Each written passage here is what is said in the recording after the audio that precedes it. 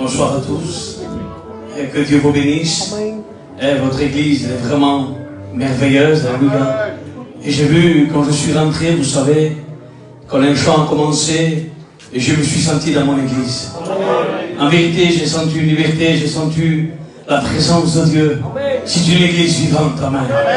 Vous savez, nous sommes tous de même église, que ce soit à l'Est, que ce soit à Limoges, dans toute la France, nous sommes l'église de Christ. Alléluia. Et on adore notre véritable Dieu, celui qui peut tout. Amen. Qui le croit. Que notre Dieu soit béni. Vous savez, je vais raconter mon témoignage, je ne vais pas chanter, parce que si je chante, l'église va se vider, c'est pas mon but. Ce soir, nous sommes ici pour recevoir la parole de Dieu. Alléluia. Oh, je m'excuse pour ceux qui sont en deuil. Alléluia. Vous savez, très jeune, le monde où nous sommes aujourd'hui, nous ne fait pas attention. Mais aujourd'hui que je suis réveillé spirituellement, que Dieu a ouvert mes yeux, je vois qu'il y a un monde spirituel qui nous domine des fois dans le monde où nous sommes. Il nous séduit, la Bible l'appelle le séducteur. Et vous savez, très jeune, à l'âge de 13-14 ans, j'ai commencé avec mes cousins à commencer à fumer, à prendre une cigarette. Et vite fait, j'ai pris goût à cela. Et très vite, à la même année de 13 à 14 ans, j'ai commencé à boire. Et l'alcool, j'aimais l'alcool. Alors après cela, dans les mêmes années, je demande pardon à Dieu, c'est pas pour la gloire de moi, non, loin de là. Mais c'est pour glorifier le nom de Dieu. Vous savez, dans cette année, très rapidement, j'ai commencé à me droguer. Et j'ai pris goût à la drogue. Et cela, ça a duré pendant plusieurs années. Je ne pouvais pas être sans la drogue dans ma poche, impossible. Sans l'alcool, c'était impossible. J'étais tenu par ces passions. Et voilà que les années ont passé, j'ai fondé un foyer. Je croyais que j'allais arrêter toutes ces choses. Mais en réalité, vous savez, quand nous sommes tombés entre les mains de l'ennemi, je le dis, vous savez, la Bible dit quelque chose, que celui qui pêche est du diable, et cela c'est une vérité. Moi-même, que je suis ici, j'étais tenu par le diable et j'étais entre ses mains. Eh bien, il faisait ce qu'il voulait de moi. Et moi, je croyais que j'étais libre, mais en réalité, je ne pouvais pas me défaire. Des liens que j'avais, des passions que j'avais, j'étais dominé. Et vous savez, quand je me suis marié à l'âge de 20 ans. Et à 20 ans, quand je me suis marié, je croyais que j'allais tout arrêter, que j'allais pouvoir dominer la drogue, ou l'alcool, ou les sorties. Mais c'était encore pire. Vous savez, je partais de chez moi 2-3 jours. Je faisais souffrir ma femme. Vous savez, j'ai eu, avec le respect que je dois, j'ai eu un enfant.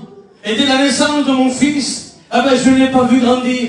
Vous savez, le diable m'a même enlevé l'amour que j'avais pour mon foyer, l'amour que j'avais pour mes enfants. Je me plaisais plus quand j'étais avec mes copains, avec mes cousins en train de sortir, en train de dire, être un homme, c'est quoi?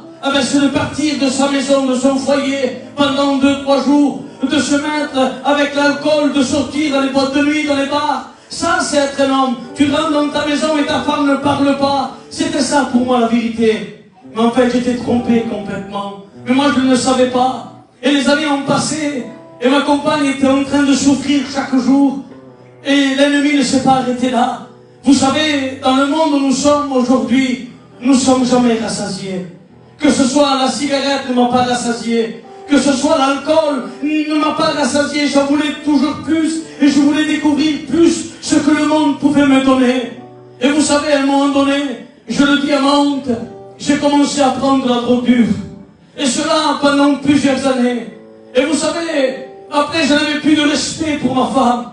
Vous savez, dans ma maison, avec ma compagne, je prenais de la drogue dure devant elle. Ma femme sortait les yeux ronds de la tête, elle me regardait, c'est pas possible qu'il prenne ça. Mais elle n'avait pas le droit de parler.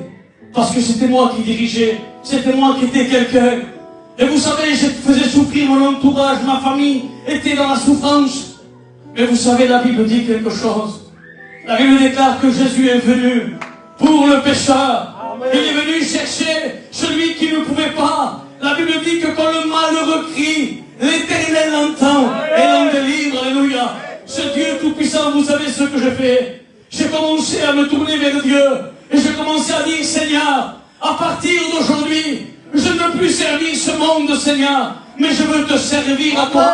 Je ne veux plus souffrir mon entourage ni mon foyer, mais je veux que mon foyer demeure dans la paix. Et vous savez ce que Dieu a fait? Dieu a transformé ma vie. Parce que la Bible déclare, dans le livre de Jérémie, au chapitre 40 et verset 5, il dit, aujourd'hui, si tu viens à moi, je te délivre de tes chaînes. Et vous savez, comme je me suis approché de Dieu, ça faisait plusieurs années que j'étais drogué. Vous savez, je ne vais pas dire cela simplement. Le matin, je me levais, je fumais une cigarette, et je prenais le shit et de la bœuf, et je remplissais mon paquet de cigarettes de joint pour moi tout seul, pour la journée, parce que j'avais besoin de cela. Et quand je sortais dans les boîtes de nuit, il me fallait 1 gramme de cocaïne tous les soirs. La drogue me tenait captif, j'étais comme cela, j'aimais cela. Et comme je dis que je me suis approché, ça faisait 10 ans que j'étais dans la drogue et dans l'alcool. Simplement m'approcher de Dieu. J'ai dit, Seigneur, je t'accepte dans mon cœur.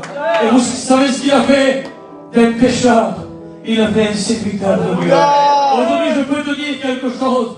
Le diable te trompe depuis plusieurs années. Il te fait croire que la drogue c'est la véritable joie, mais c'est un menteur. Il te fait croire que l'alcool c'est la joie, c'est pas vrai. C'est que du mensonge, c'est du factice ce que tu donnes. Ce que tu donnes c'est une apparence, mais derrière ces choses, tu sais où ce que tu as, c'est la porte de l'enfer qui t'ouvre. Mais ce soir Jésus est là. Et si ce soir tu ouvres ton cœur à Jésus, alors tu pourras passer des ténèbres à la lumière. Et tu pourras être appelé enfant de Dieu. Parce que la Bible dit, à celui qui a reçu, il a donné le pouvoir de devenir enfant de Dieu. Alors ce soir, je te donne un conseil. C'est pas moi prêcher, c'est l'ancien. Et je peux te donner un conseil ce soir. Au nom de Jésus. Aujourd'hui, Jésus revient bientôt. Jésus est à la porte, on voit les signes qui se passent. Tout ce que nous sommes en train de voir. On n'a pas besoin d'être un prophète ou d'avoir un cerveau à 4 étages. Non, c'est pas vrai. Ce que nous sommes en train de voir aujourd'hui, c'est un cri d'alerte qui donne. Et vous savez quel est le cri d'alerte qui donne? C'est Jésus qui parle. Il dit, je reviens. Il revient à tout ce que nous sommes en train de voir aujourd'hui. Quand on allume la télévision et ce qu'on entend. Nous les chrétiens, on ne doit pas être surpris. Parce que la Bible déclare que dans les derniers temps, il y aura des temps difficiles. Et il y aura tout ce qu'on voit aujourd'hui. Mais relevez votre tête, car votre délivrance est proche. Aujourd'hui, Jésus revient. Alors aujourd'hui, ne ferme pas ton cœur à la parole de Dieu. Mais change de vie. Alléluia. Que Dieu vous bénisse. Béni soit Dieu. Béni soit Dieu. Amen. Je crois qu'il est venu le meilleur moment. Vous en pensez, bisous. Amen. De laisser la place à la parole de Dieu. Ce que vous le voulez. Amen. Alors on va le faire, on va prier le Seigneur, on va présenter l'ancien. Je voudrais que le ciel ou Milan puisse le faire. Béni soit Dieu. On le présente à Dieu et on te laisse toute la place. Que Dieu bénisse son serviteur.